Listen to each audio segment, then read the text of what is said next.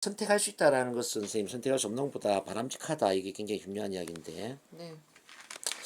어, 자 지금 이제 그 그림에 보면 뭐가 나와 있냐면은 술이 나와 있잖아요. 선생님 술을 못 드시잖아요. 아니요, 잘 마시는데요. 술 어제 못 마신다고 하신 것 같은데. 잘은 안 마시지만 한 잔 정도 마셔요. 아 그래요? 네, 좋아는 해요. 좋아는 해요. 그럼 이게 소주가 있고 맥주가 있고 양주 막걸리가 있어요. 네. 술자리에 갔을 때 이 네 가지 술 다 마실 수 있는 사람하고 또 어떤 사람 이런 사람이 있을 수 있잖아요. 저는 맥주만 마셔요. 저는 양주만 마셔요. 이런 사람도 있잖아요. 이렇게 한 가지만 마실 수 있는 사람하고 술자리에서 누가 더 유리할까요? 다 마실 수 있는 사람이 유리하겠죠. 네. 술을 다양하게 마실 수 있는 사람이 술자리 유리하겠죠. 자 노래방에 갔을 때 노래 부르는 것도 마찬가지예요. 아 저는 팝송만 불러요. 저는 예를 들어서 뭐 동요만 불러요. 이런 사람하고 또 뭐 트로트부터 다양한 장르를 부를 수 있는 사람하고 누가 유리하냐 노래방에서 당연히 다양한 장르겠죠. 네. 생각도 같은 원리라는 거죠. 생각 한 가지 생각에 꽂혀 있는 사람하고 다양한 생각을 할 수 있는 사람하고 누가 더 유리하냐 한번 생각해 보세요. 다양성이죠. 네. 인간관계도 같이 한번 보자고 선생님. 인간관계도 나랑 비슷한 부류의 사람은 잘 어울리는데 그렇지 않은 사람은 힘들어. 이런 사람하고 나는 뭐 나이가 아주 많은 사람, 적은 사람, 뭐 직업이 다양한 사람, 취미가 다양한 사람, 가치관이 다양한 사람, 난 다양한 사람들과도 잘 어울릴 수 있어. 누가 인간관계에서 유리하겠냐 이걸 생각해 보는 거죠. 네. 결국은 선택의 폭이 넓어질수록 유리하다는 겁니다, 선생님. 네. 사고도 선택의 폭이 넓어질수록 보다 긍정적인 쪽으로 가고요. 네. 인간관계도 선택의 폭이 넓어질수록 좋은 관계를 만들 수가 있고 인생도 마찬가지. 인생도 한 가지만 꽂혀서 인생을 사는 것보다는 뭐 A가 아니면 B를 할 수 있지 뭐. 네. B가 아니면 C를 할 수 있지 뭐. C가 아니면 D를 할 수 있지. 이렇게 다양한 선택을 할 수 있는 그 선택의 범위를 가지고 일을 하고 인생을 살아가는 사람이 훨씬 더 인생을 성공적으로 살 수 있다는 거죠. 네. 지금 이제 NLP는 사실은 가장 중요하게 다루는 게 네. 융통성이거든요. 선택의 폭. 자, 융통성, 이른바 선택의 폭이 넓어지는 쪽으로 인간이 사고를 하고 행동을 하고 말을 하고 인간관계를 형성하고 인생을 살 때 모든 인간은 긍정적인 성공적인 쪽으로 가더라는 거죠. 자, 왜 사람들 문제적인 삶을 사는가, 왜 불행해지는가를 다 연구해 보니까 다 편협적이고 선택의 폭이 좁거나 고집이나 아집에 맞춰서 인생을 살더라는 거예요. 자기만의 세계에 빠져 있더라는 거죠. 문제라는 것도 보니까 선택의 폭이 하나이기 때문에 문제가 되는 거거든요. 네. 선택의 폭이 2개 이상이 되는 순간 문제가 아니죠. 네. 자, 예를 들어서 알코올 중독을 한번 생각해 보자고요. 나는 술 마시는 것만 잘해. 이게 알코올 중독이에요. 근데 나는 술 마시는 것도 잘하지만은 술 안 마시는 것도 잘해. 네. 이 두 가지 선택할 수 있는 순간 중독에서 벗어나는 거예요. 네. 담배로 보면요. 담배 꼴처럼 뭐냐면 난 담배 피는 건 잘하지만 담배 안 피는 건 못해라는 거잖아요. 근데 난 담배 피는 것도 잘하지만 담배 안 피는 것도 잘해. 둘 다 잘할 수 있어. 그럼 이미 꼴초에서 벗어나는 거예요. 자, 발표 불안정도 따지고 보면 이런 거거든. 발표할 때 나는 불안하기만 해. 이게 발표 불안정이야. 근데 나는 발표할 때 불안할 때도 있지만 편안할 수도 있고 또 자신감 있게 말할 수도 있어. 이 순간 이미 불안에서 벗어난다는 거죠. 자, 인생의 모든 문제가 그렇다는 거죠, 선생님. 그래서 우리가 이제 두 가지 이상의 선택을 하는 순간 이미 우리는 문제에서 벗어났다. 그래서 우리가 이제 어떤 문제적인 상황이 되었을 때 두 가지 이상 사고를 하는 훈련을 해야 돼요. 앞서 이제 선생님이 받아들이지 못했던 거 있잖아요. 자, 좋은 일일 수도 있다라는 거예요.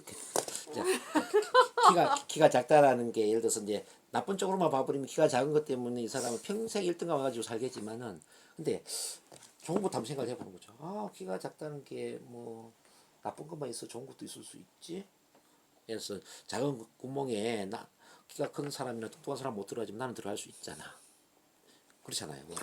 네. 이렇게 이제 사고를 다양하게 해버리는 거죠. 어떤 사람 키가 커서 고민인 사람도 있어요. 우리 아빠. 후대는 멀쩡해가지고 인간이 싱겁기는 이렇게 이야기하거든요. 그러면 키가 크다는 게 후대는 멀쩡해서 싱겁다라는 차원에서 보면 이거는 안 좋은 거예요. 근데 키가 크니까 높은 곳에 물건을 잘 내릴 수 있고 농구를 하면 농구 선수가 잘 될 수 있고 말이죠. 또 많은 어떤 지하철을 탔을 때 나는 키가 크니까 위에서 숨을 쉬니까 숨 쉬는 게 더 편안하고 이렇게 본다면 키 큰 게 좋은 것이거든요. 자, 그래서 이제 어떤 상황을 바라보거나 사건 경험을 바라보거나 네. 어떤 또 사람의 어떤 만남 대상을 바라볼 때 네. 보통 사람보다 두 가지 세 가지 관점에서 그 사람을 바라보는 거지. 이렇게 바라보면 훨씬 더 긍정적일 수가 있다는 거죠. 그 이야기를 지금 하고 있는 겁니다. 네. 그 다음에 또 하나를 더 봐야 될 게 이제 최선의 선택을 한다. 사람들 그 당시에 할 수 있는 가장 최선의 선택을 한다. 이것도 굉장히 중요한 개념인데 네. 아무리 파괴적이고 개파고 사악한 행동이라 할지라도 그것은 그 사람에게 주어진 상황에서는 최선의 선택이었다는 겁니다. 자, 예를 들어서 이제 우리가 게임 중독에 빠져 있는 고등학교 한 2학년짜리 학생을 본다면 게임 중독은 나쁜 거잖아요. 네. 근데 초등학교 1학년, 2학년짜리가 아, 나 누구 말하는지 알겠어요. 집에 오니까 엄마 아빠가 없어요. 근데 혼자 엄마 아빠를 기다리면서 한 5시간을 혼자 지내야 돼요. 집에서. 근데 컴퓨터가 있어. 근데 그 컴퓨터에서 게임을 하면 시간 가는 줄 모르고 5시간을 잘 지낼 수가 있어요. 그럼 이 초등학교 1학년, 2학년 관점에서 게임을 하는 건 굉장히 좋은 거잖아요. 네. 근데 고등학교 2학년 수능 시험을 준비하는 입장에서는 게임은 안 좋은 거죠.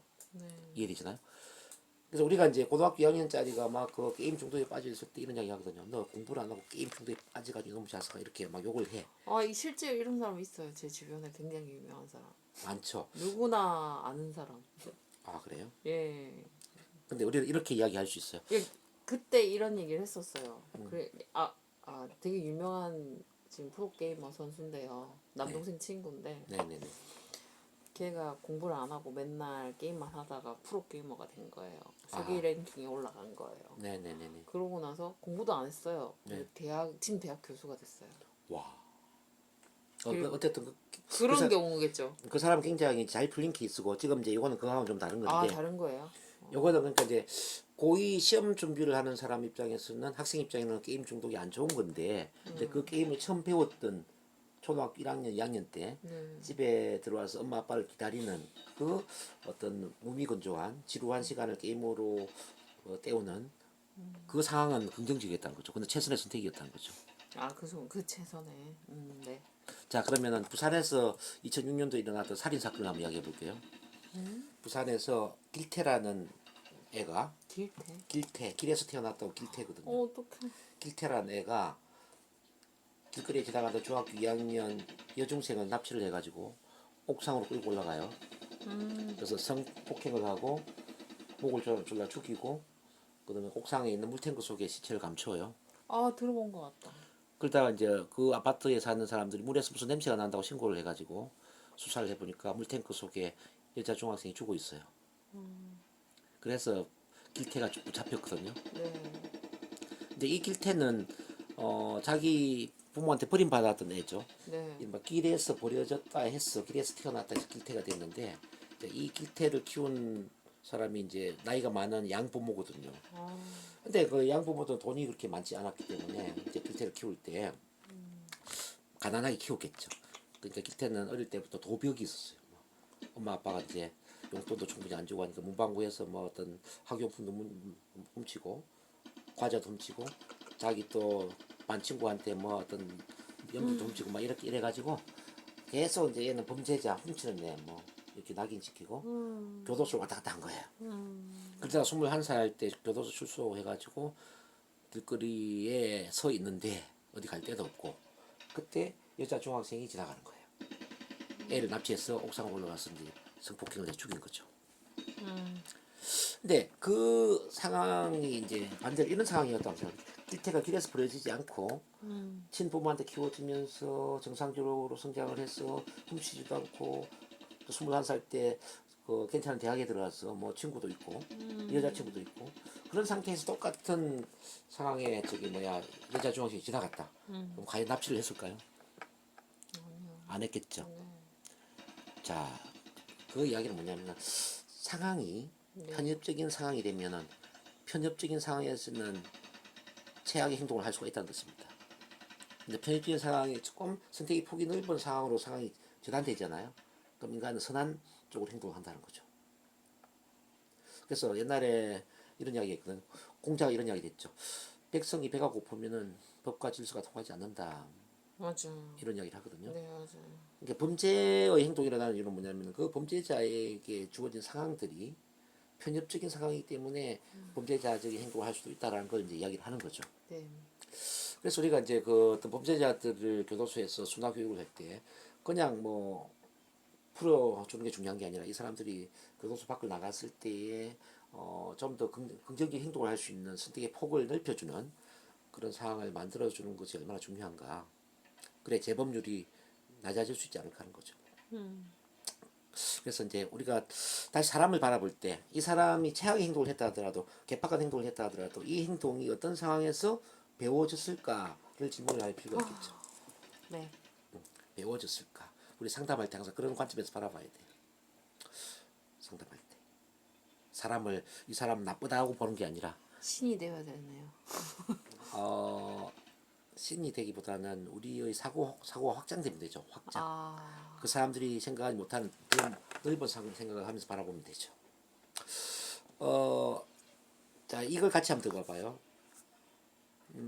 사람들은 이걸 구분을 먼저 볼게요. 사람들은 완벽하게 일한다. 이걸 이제 좀 고쳐서 사람들 완벽하게 작동한다로 한번 바꿔볼게요. 네. 작동한다. 왜냐 work라는 단어가 일하다의 뜻도 있지만은 작동하다의 뜻도 있거든요. 네. 자 인간은 태어날 때는 완벽한 인간으로 작동을 해요. 마치 컴퓨터를 시장에 출시할 때는 완벽한 제품으로 출시하는 것과 똑같아요. 네. 근데 컴퓨터를 계속 사용하다 보면 바이러스가 침투하는 것처럼 인간도 태어난 이후에 이렇게 길때처럼 길에 버려지거나 양부모한테 이렇게 사랑이 없이 또 성장을 하거나 어쨌든 양육 과정에 성장 과정에 이런저런 충격적인 아픔이나 상처를 경험하다 보면은 네. 우리 마음속에 바이러스 같은 그런 문제들이 네. 생겨난다는 거죠. 네. 그래서 우리가 이제 인간을 바라볼 때 저 인간은 처음부터 문제 있는 인간이야. 인간 말종이야. 이게 아니고. 네. 자, 전제를 이렇게 보는 거죠. 저 인간은 완벽한 인간이야. 인간으로 태어났어. 이 인간 너무 인간이야. 이렇게 될 어. 것 같은데 저는. 자, 저 인간은 완벽한 인간이지만 태어난 이후에 어떤 문제가 있었을 거야. 어떤 문제가 있었기에 저 인간이 저렇게 사악한 행동을 할까? 저 개팍한 행동을 할까? 이런 관점에서 바라봐야 된다는 거죠. 너무 어려워요, 선생님. 자, 일단은 이건 이건 전제이기 때문에 제가 전쟁교회에서 그 어깨가 무거운데요. 앞서 제가 말씀드린 게 그래서 이런 전제를 한번 생각을 해보자라는 거예요. 이거 진리가 아닙니다, 진리. 아, 그건 아는데 진리는 아닌데 그 상상만 해도 너무 힘들어지더라고요. 근데 저도 처음에는 안 됐거든요. 근데 안 됐는데 계속 상담을 하다 보니까 그렇게 사고가 바뀌더라고요. 어떤 문제 있는 사람을 이제 마주 대하고 있어요. 근데 살인자가 찾아온 경우도 있었나요, 선생님? 살인자까지는 아니지만은 있었네. 이런 분이 있었어요. 그분은 상담을 하는 분이었어요. 근데 6살 때 살인을 한 거예요. 어머, 어떻게 살인했냐면은 모르죠. 모르고 한 거죠. 그게 이제 이런 경우에요. 내 동생이 태어나기 이전에는 내가 사랑을 독차지하는 딸이었어요. 어떡해. 근데 또 남동생이 태어난 거예요. 그러니까 모든 사랑이 남동생한테 간 거예요. 그래서 남동생이 너무 얄미웠어요. 근데 어느 날 엄마가 남동생을 맡겨놓고 너 엄마 시장 보러 올 테니까 좀 동생 보고 있어라고 떠난 거예요. 근데 그 남동생을 이제 아파트 공사한다고 뭐 엄청 그 어떤 밑 공사를 하고 있었는데 특히 말한 20m, 30m 이제 높이에 그런 공사를 하고 있었는데 그게 동생을 밀어서 죽인 거예요. 그리고 나서 엄마 아빠 왔을 때는 동생이 어디 갔는지 모르겠다고 거짓말 한 거예요. 근데 그걸 생생하게 기억하고 있는데 그때 저한테 온 게 55세인가 그랬거든요. 사는 게 고통이었겠다. 얼마나 힘들었겠어요. 50년 동안 맨날 동생에 대한 죄책감을 살았대요. 그래서 그날 이제 치료를 하면서 이제 동생에 대한 죄책감을 떨쳐버렸죠. 사랑받기 위한 몸부림이었잖아요, 그것도. 어쨌든 그런 경우가 있었죠. 근데 그분이 이제 그 동생에 대한 죄책감 때문에 심리학을 공부하기 시작했대요. 근데 아무리 치료 상담하고 해도 그게 자기 치유가 안 되더래요. 결국 이제 저를 찾아와서 이제 체면 치료를 받게 되었죠. 그건 어떻게 해야 돼? 그것도 분리해서. 이제 오후에 이제 점 이거 끝나고 나면 바로 이제 치료 기법 제가 네. 해드릴 텐데 분리 기법을 해서 또 이제 그 동생한테 심리극을 해서 미안하다고 정말 진심으로 사과를 하고 또 동생 입장에서도 누나를 용서하고 그리고 이제 거기 성모 마리아라든지 예수님이라든지 이렇게 절대자를 모셔서 절대자가 또 용서를 해주고 뭐 이런 심리극을 해야 돼요. 심리극 해야 되네요. 심리극을 해서 이제 그 심리극을 통해서 본인 스스로 사과를 하고 용서를 비는 그런 화해의 과정들이 필요하죠. 그리고 이제 영혼의 관점에서는 그 동생이 갈 때가 되어서 갔다라는 걸 이제 깨닫는 거죠. 내가 죽여서 가기보다는 동생도 그렇게 죽을 걸 알고 태어났다는 겁니다. 어제 영혼의 관점 이야기했죠? 천상세 계획을 세우는 거. 계획을 세울 때 내가 일찍 죽을 걸 계획을 세울 수도 있거든요, 선생님. 네, 그건 들었어요. 그거 이해되죠? 그래서 동생 스스로도 그 시기에 죽을 걸 선택했기 때문에 죽은 거니까 그건 죄책감을 굳이 가질 필요가 없다. 그런 여러 가지 심리극을 하게 되는 겁니다. 자, 그거 이제 이해가 됐고요. 이제 그 다음에 다시 이제 8번으로 올라갑니다. 실패는 없다. 다만 피드백이 있을 뿐이다. 이걸 이제 같이 좀 보도록 하겠습니다. 자, 실패는 없다. 단지 피드백이 있을 뿐이다. 그게 어디에 있나? 좀 찾아볼게요.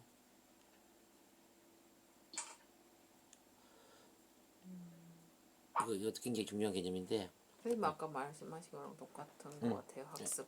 네, 실패라는 것은 잘못된 행동의 결과물이라고 할 수 있습니다. 실패라는 개념을 가장 쉽게 이해를 하려면은 우리 전구를 발명한 에디슨. 에디슨의 이야기를 좀 한번 되돌아볼 필요가 있는데, 이거는 실제 이제 기자들이 질문을 했대, 인터뷰를 할 때. 우리 박사님은 3,000번의 실패를 하고 전구를 발명했다고 하셨는데 어떻게 3,000번의 실패를 하고도 포기를 안 하셨습니까? 이런 질문을 했거든요. 그러니까 에디슨이 뭐라고 이야기했냐면은 나는 3,000번의 실패를 한 적이 없습니다. 맞아. 네. 나는 3,000가지 전구를 만들지 못하는 방법을 알아내었습니다. 이렇게 대답을 했어요. 즉 무슨 이야기냐면은 3,000가지 실패가 아니라 3,000가지 피드백을 받았다는 이야기거든요. 3,000가지 피드백을 받으면서 그 3,000가지 다른 방식으로 전구 만드는 것을 시도했다는 거죠. 그렇게 본다면은 우리 삶에 있어서는 실패는 절대 있을 수가 없죠. 모든 그 결과물에서 피드백을 받는다면은 반드시 더 나은 결과를 만들 수가 있겠죠.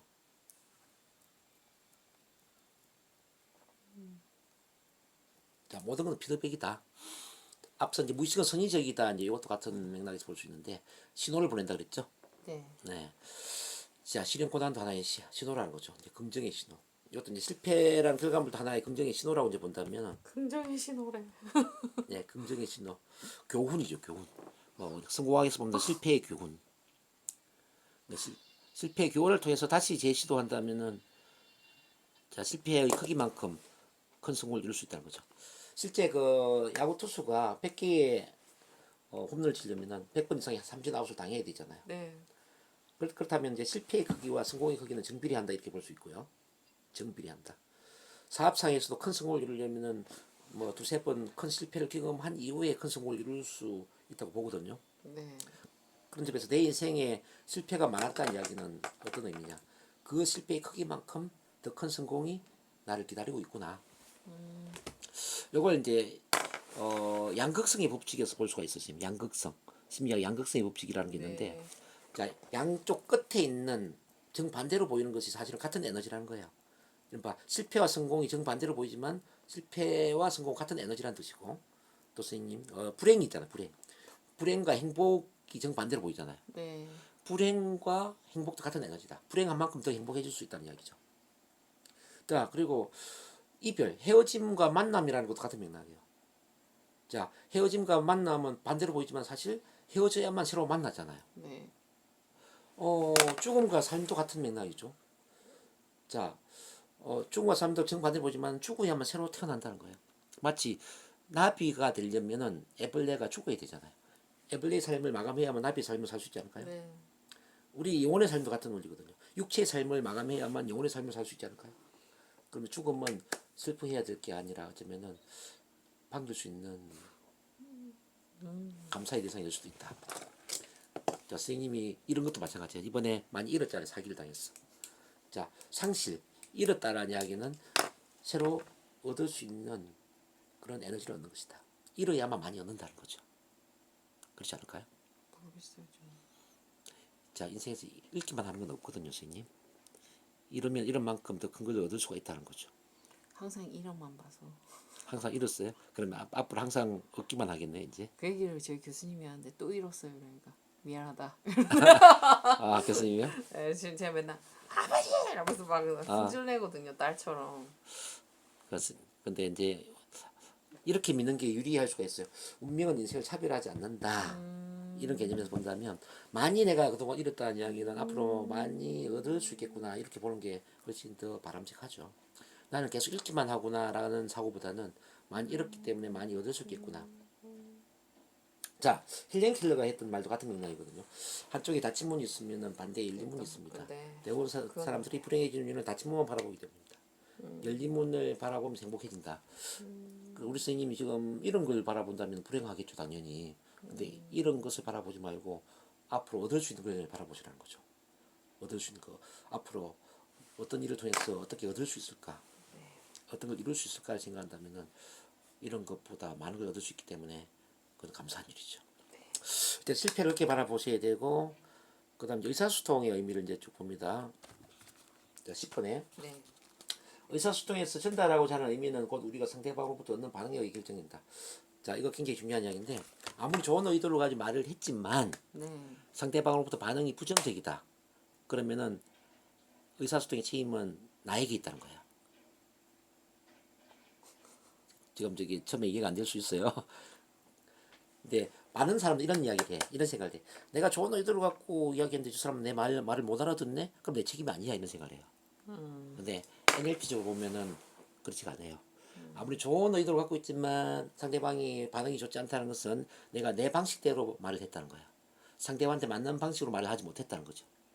아, 선생님 그런 식으로 하면 못 살 것 같아요, 세상에서. 아, 근데 조금만 있으면 좋아져요. 그 상대방에게 맞는 방식으로 말을 한다면 누구든지 설득이 될 수 있다는 거죠. 자, 그래서 우리가 어떤 거절이라든지 또는 거부라든지 저항이라든지 이거는 뭐냐면은 라프의 결핍, 래퍼가 결핍되어 있다. 즉 상대방이 충분히 맞추지 못했다. 상대방에 대한 이해가 부족했다. 이른바 민감성이 부족했다. 민감성이라면 융통성이 부족하고 그래서 충분히 맞추지 못했기 때문에 래퍼 형성을 못했다라는 걸 의미하는 겁니다.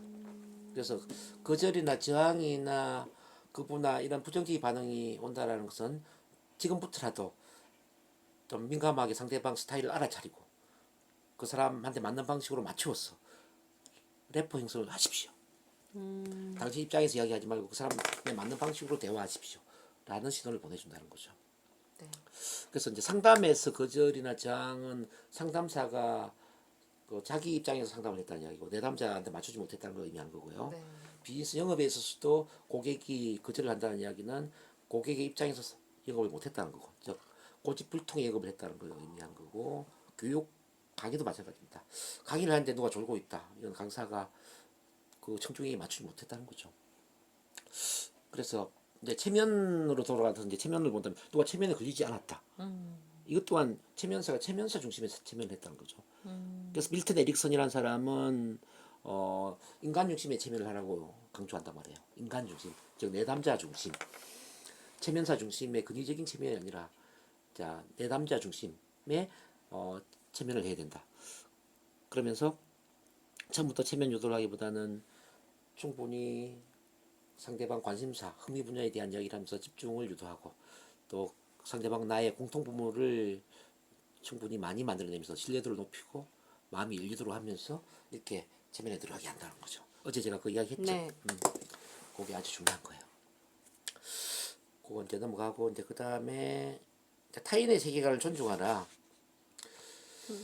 자, 타인의 세계관을 존중하라. 이건 지도는 영토가 아니다라는 관점을 같이 보는데 자, 모든 사람은 자기만의 지도를 갖고 있는데 근데 그 지도가 어떤 사람의 지도가 무조건 옳고 틀리고 이게 아니라는 거죠. 모든 사람의 지도는 어느 정도의 타당성을 갖고 있다. 다양성을 존중하라. 그렇죠. 그래서 그 사람의 지도를 존중해야 된다. 이걸 말씀드립니다. 자, 이제 자원에 대한 이야기가 나왔네요. 자원. 자, 모든 사람은 우리에게 모든 자원이 있다.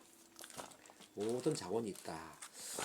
자원이라는 것은 예를 들어 선생님이 좋아하는 꽃이 있다면 꽃도 자원이 될 수가 있고요. 네. 좋아하는 색깔도 자원이고 좋아하는 장소도 자원이에요. 뭐 바다, 산, 뭐 다 자원이 될 수 있고 어떤 사람을 만날 때 기분이 좋아진다면 그 사람도 자원이 될 수가 있고 또 과거의 경험 있잖아요. 행복한 경험, 뭐 자신감의 경험, 성공적인 경험, 기분 좋은 경험. 이 경험도 좋은 경험은 다 자원이 될 수 있는 거죠. 네. 심지어는 문제도 자원이 될 수 있어.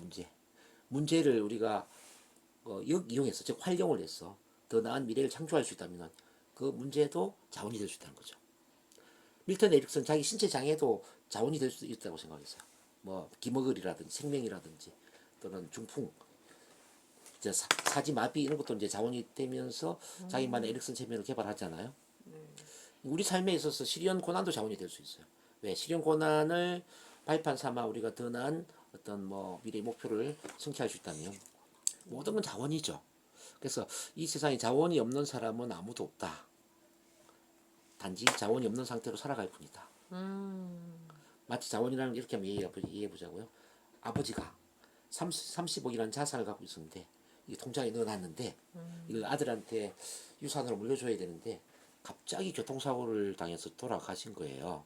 근데 아들은 그 30억이라는 돈이 은행에 있는 걸 몰라요. 그래서 사용을 못하고 그냥 가난하게 살아가요. 그럼 이 사람은 30억이 없는 사람이냐 아니면 30억이 없는 상태로 살아가는 사람이냐 어느 쪽이죠? 30억이 아니죠. 60% 세금 감면하니까. 그런데 어쨌든 그렇게 본다면 어쨌든 60%면 뭐 14억이 되나요? 네. 그럼 14억이 없는 상태로 살아가는 사람이냐 14억이 없는 사람이냐 묻는다면 14억이 없는 상태로 살아가는 사람이라고 볼 수 있겠죠. 네. 우리 또한 이제 과거 행복했던 경험도 있고 자신감의 경험도 있고 정말 모든 걸 이룰 수 있는 그런 성공적인 성취의 경험도 있었는데 지금 어떤 우울증이나 무기력증이나 어떤 실패감으로 살아가고 있다면 그 사람 어떤 사람일까? 바로 자원이 없는 상태로 살아가는 사람이겠죠. 있지만 사용하지 못하니까. 그렇죠. 바로 그 이야기예요. 잘 이해를 하셨어요. 이제 거의 끝나가고 있습니다. 그 다음에 이제 13번으로 갑니다. 탁월성의 모델링이네요. 아까 이제 선생님이 아까 그런 이야기 했죠. 나는 닮고 싶지 않다 그랬잖아요. 네. 자, 인간은 독특하다, 뭘 닮아 이런 이야기 했는데 근데 이건 그냥 전제니까 봐봐요. 네. 탁월성은 복제가 가능하다. 그러니까 성공적인 성취를 모방함으로써 탁월성을 달성할 수 있다. 다른 말로 한다면 누군가가 한다면 나도 할 수 있다는 것입니다. 네. 누군가 골프를 잘 칠 수 있다면 나도 골프를 잘 칠 수 있어요. 물론 똑같은 수준은 아니겠지 물론 당연히. 누군가가 그림을 잘 그릴 수 있다면 나도 그 사람의 그림 그리는 어떤 기술을 모방해서 그림을 잘 그릴 수 있다. 누군가가 체면 치료를 잘하고 뭐 심리 상담을 잘한다면 나도 그 사람의 어떤 스타일을 모방을 해서 나도 그 사람처럼 체면 치료를 잘하고 심리 치료를 잘할 수 있다. 뭐 이렇게 믿는 게 우리한테 유리하다는 겁니다. 유리한 어떤 전제이기 때문에. 네. 그래서 지금 내가 하고자 하는 그 분야가 뭔지를 일단 한번 선택을 해보고요. 자, 이 분야에서 내가 하고자 하는 일을 이미 하고 있는 사람이 있다면 네. 그 사람을 역할 모델로 잡아서 그 사람의 어떤 전략이나 패턴을 분석하는 거죠. 그러면 그 사람이 하는 대로 한번 따라해 보는 거예요. 그렇다면 나도 그 사람처럼 비슷하게 잘할 수 있지 않을까. 뭐 그 이야기입니다. 자, 그 정도 하고 그 다음에 우리는 감각을 통해서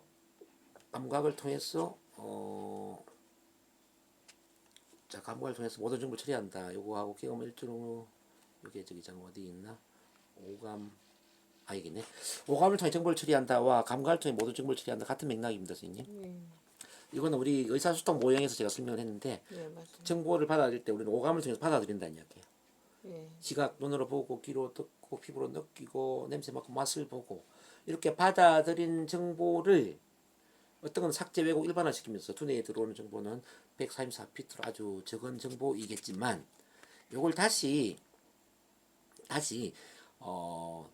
자, 이미지를 그리고 또 소리를 연상하고 또 느낌을 연상하고 오감이라는 언어를 통해서 내부 표현을 한다는 거죠. 예. 자, 내부 표현한다는 정보를 처리한다라고 이제 표현을 한 거예요. 네. 그게 이제 일정한 구조로 구성이 된다는 거죠. 경험 일정한 구조로 구성이 된다. 자, 요거는 어떤 개념이냐면 뒤에 이제 연합 분리 아까 제가 봐드렸죠. 어떤 거는 연합을 시켜서 느낌이 강한 쪽으로 구성을 하고요. 어떤 것은 분리를 시켜서 느낌이 없는 쪽으로 구성을 하는 거죠. 네. 그래서 우리가 불쾌감을 느낀다는 건 어떤 개념이냐면 불쾌감을 느끼는 방식으로 강하게 연합을 했다는 이야기죠. 근데 어떤 느낌이 없다라는 건 뭐냐면은 느낌이 없는 쪽으로 분리를 시켰다는 거죠. 네. 이해되시나요? 네. 그래서 이 세상에 스트레스적인 상황은 없다. 단지 스트레스적인 반응을 할 뿐이다. 뭐 그런 스트레스적인 반응만 할 뿐입니다. 저도. 그 한서렐리라는 스트레스 전문가 그런 이야기를 해요. 우리가 스트레스적인 내부 표현을 하기 때문에 스트레스적인 반응을 한다는 거죠.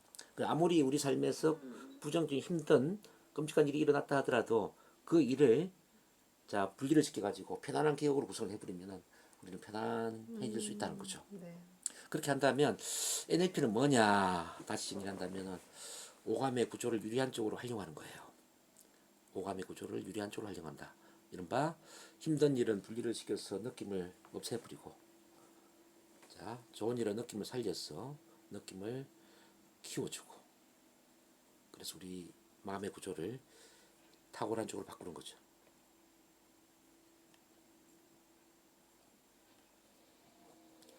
그 다음에 이제 정신과 육체는 하나의 체계이다. 당연히 마인드 바디 커넥션이라고 그랬죠. 네. 뭐 자동 실험 얘기하셨어요. 다 됐네요. 자, 그까지 일단 다 됐고, 자, 선거 6대 원리를 빠르게 좀 살펴보도록 할게요. 6대 원리. 6대 원리 어디 있나?